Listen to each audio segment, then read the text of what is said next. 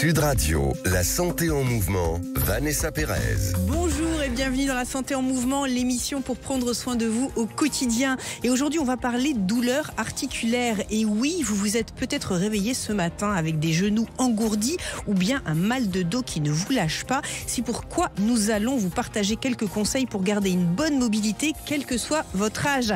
Vous découvrirez également comment une bonne alimentation permet d'éviter certains petits désagréments que peuvent vous jouer vos muscles et vos os, car c'est bien de cela dont il s'agit. La santé en mouvement, c'est tout de suite et c'est sur Sud Radio. Sud Radio, la santé en mouvement, Vanessa Pérez. Et pour commencer cette émission, nous avons le plaisir d'accueillir Bruno Fautrel. Bruno, bonjour. Bonjour. Vous êtes chef de service rhumatologie de l'hôpital La Pitié-Salpêtrière et vous allez nous aider à mieux comprendre comment garder une bonne mobilité à tout âge.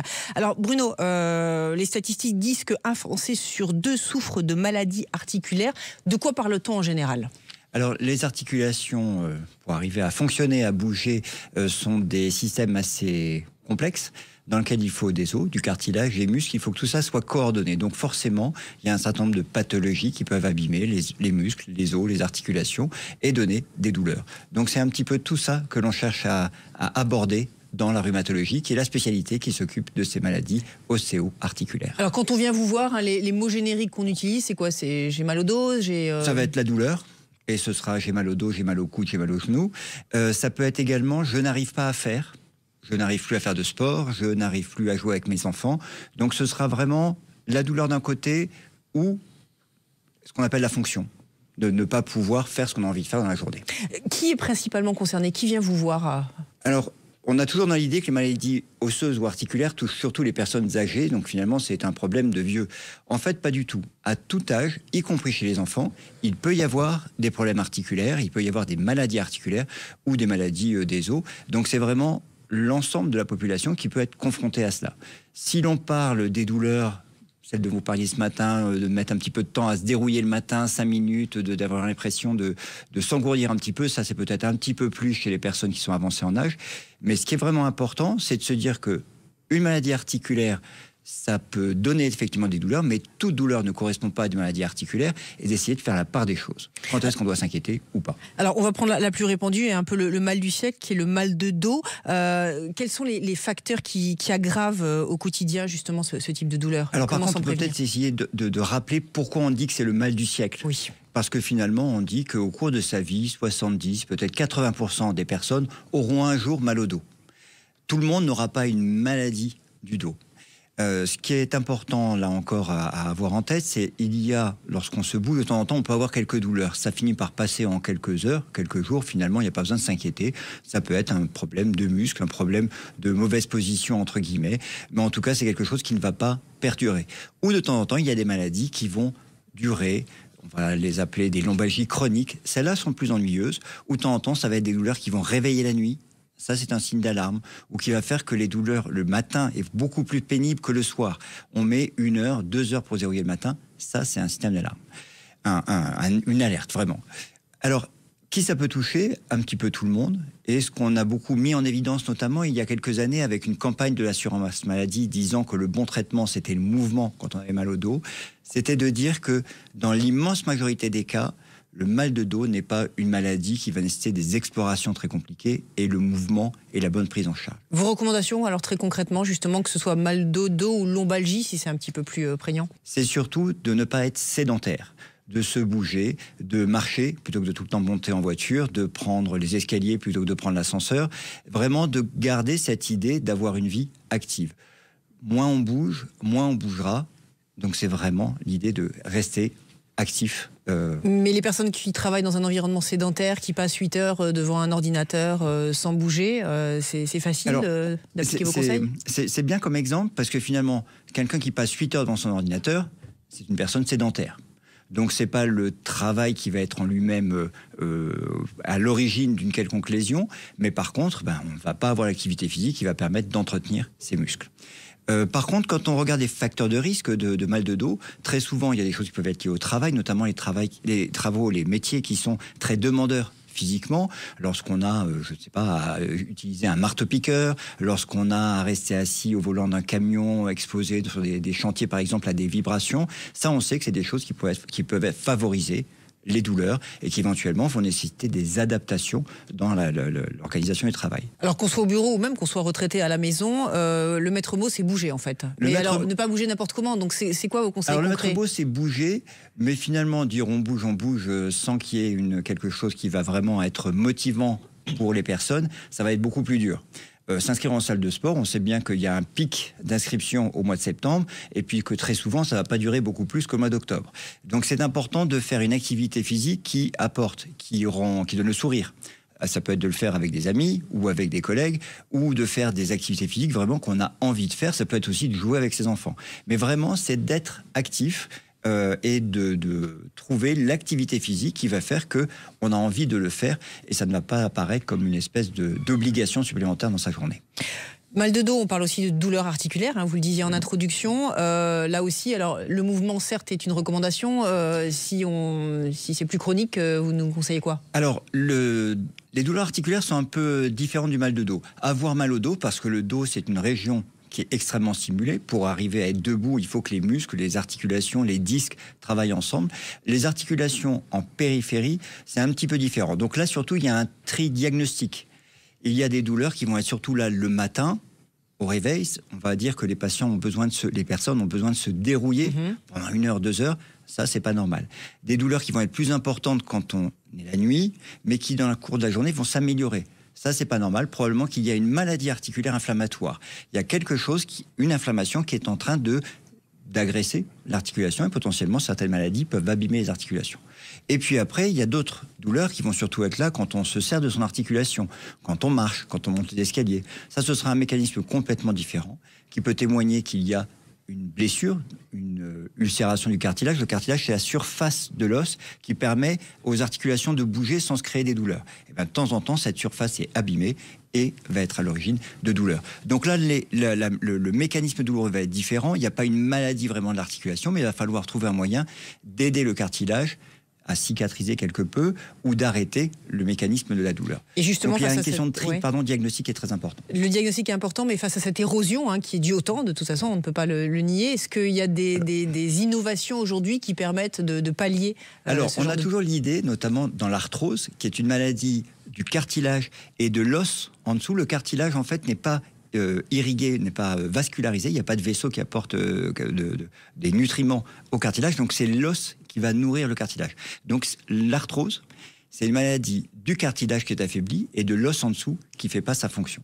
Si ces douleurs apparaissent, est-ce qu'il y a des solutions thérapeutiques qui permettent justement de limiter ces douleurs? Alors, oui, il y a des solutions thérapeutiques, j'aime bien le terme. Ça ne veut pas dire qu'il y a un médicament qui va permettre de faire qu'il y a Alors les plus solutions de douleur. Concrètement Donc il y a, premièrement, arriver à calmer la douleur. Donc ça va être des antalgiques qui va permettre d'éviter, plus on a mal et plus on a tendance à avoir des phénomènes de chronicisation de la douleur. Donc des antalgiques pour calmer la douleur.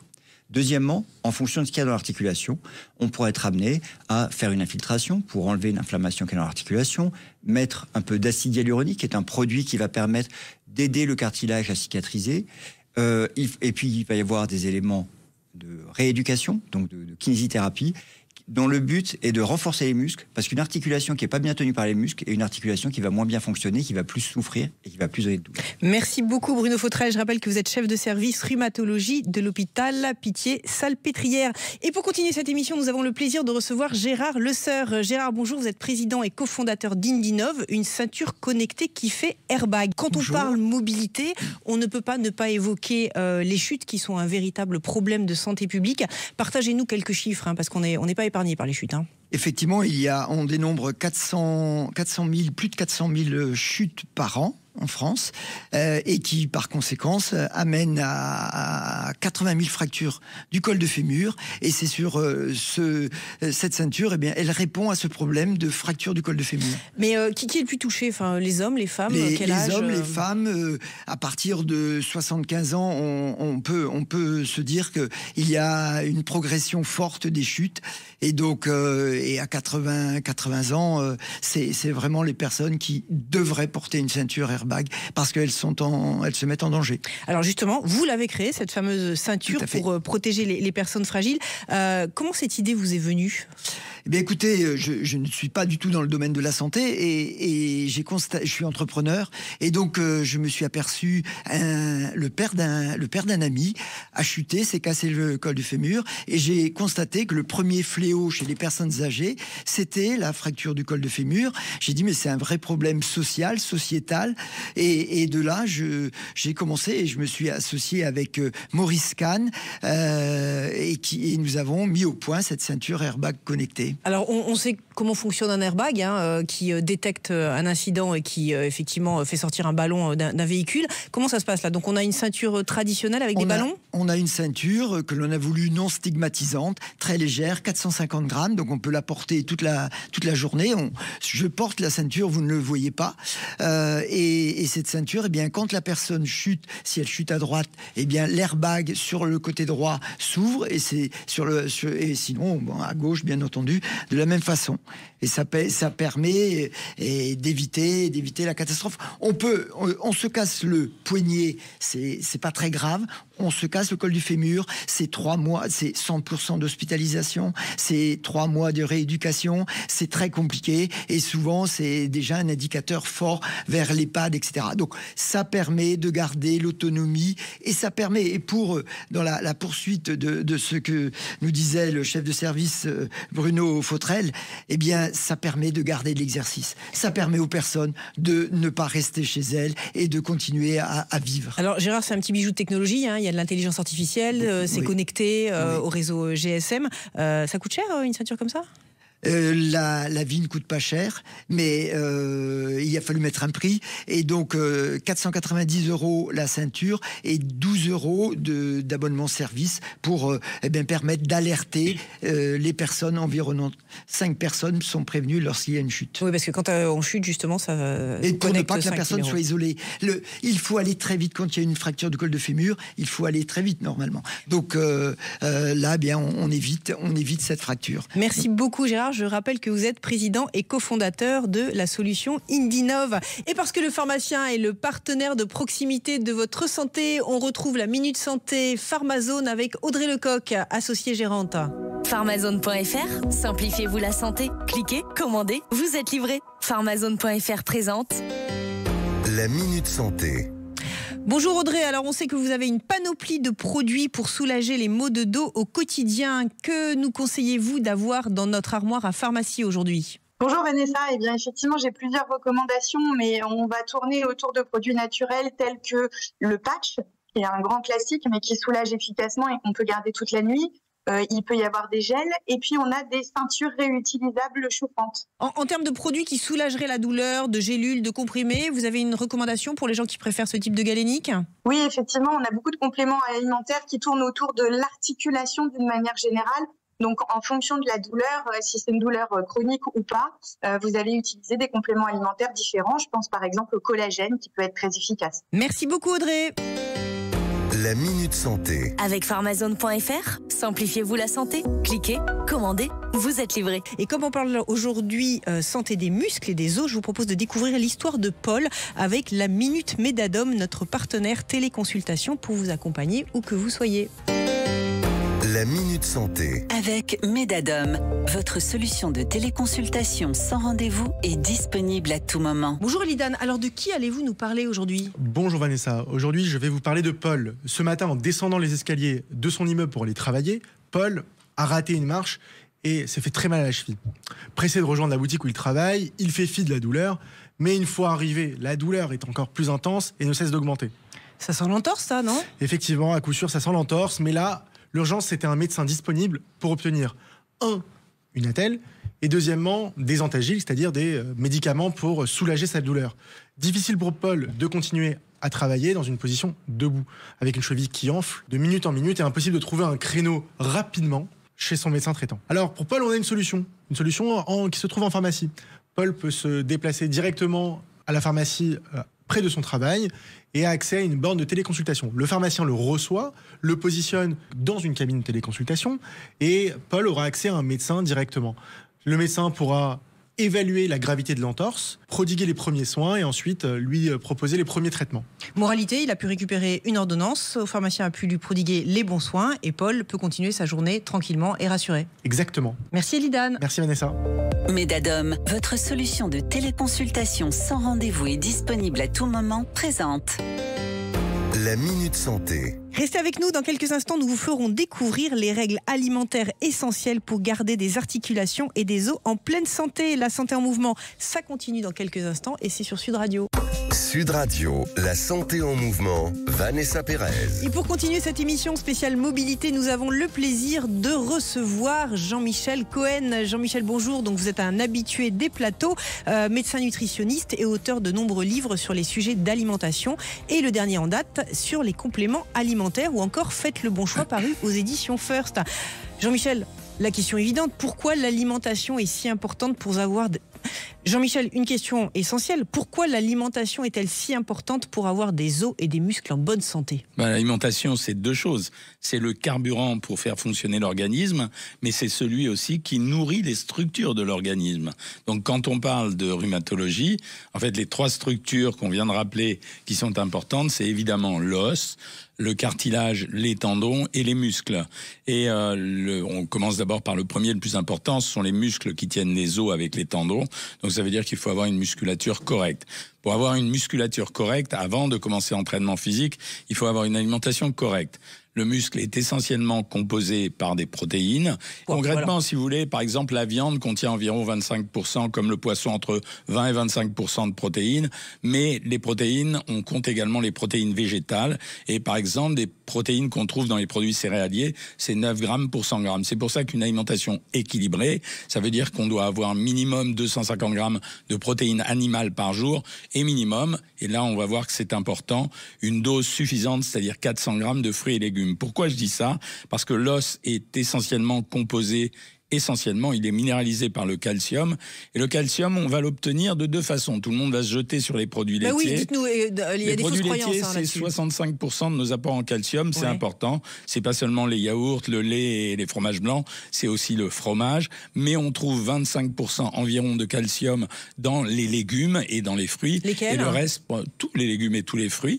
Et ensuite, le reste provient de l'eau qu'on boit, y compris les eaux minéralisées. Donc ça veut dire qu'il faut avoir une bonne dose de protéines. C'est pour ça que chez les personnes âgées, on est très inquiet de la diminution de la consommation des protéines et qu'on commence à utiliser soit des substituts de protéines pour leur apporter une quantité de protéines supérieure, soit même dans les EHPAD, par exemple, on se met à faire des pains protéinés pour assurer une augmentation du taux de protéines.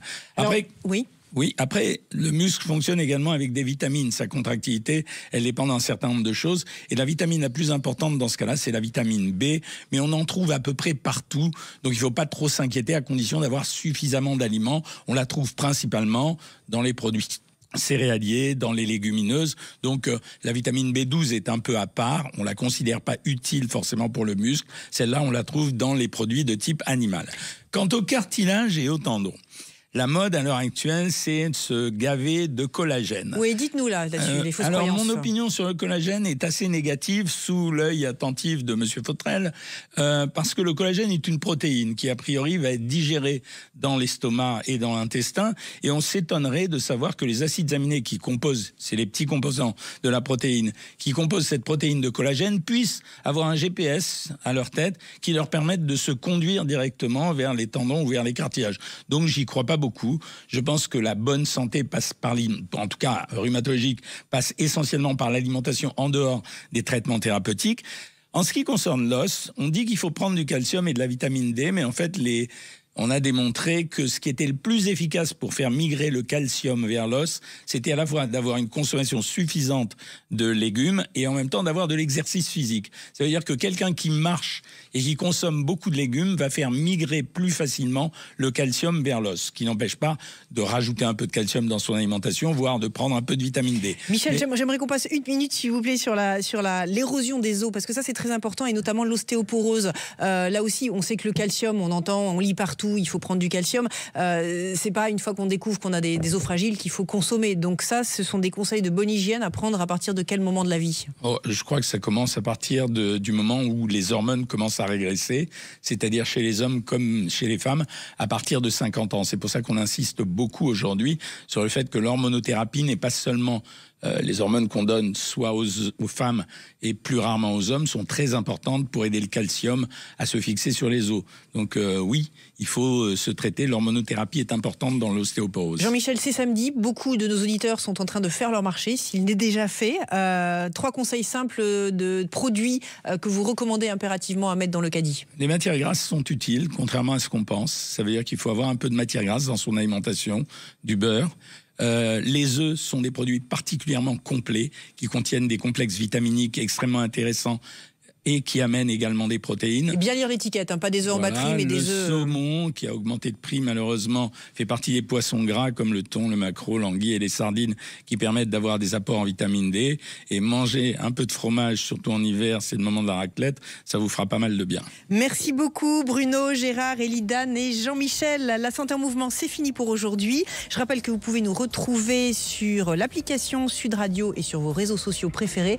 Un grand merci pour votre fidélité. Vous êtes de plus en plus nombreux à regarder l'émission et je vous en remercie. Je vous souhaite une excellente fin de week-end et je vous dis à la semaine prochaine.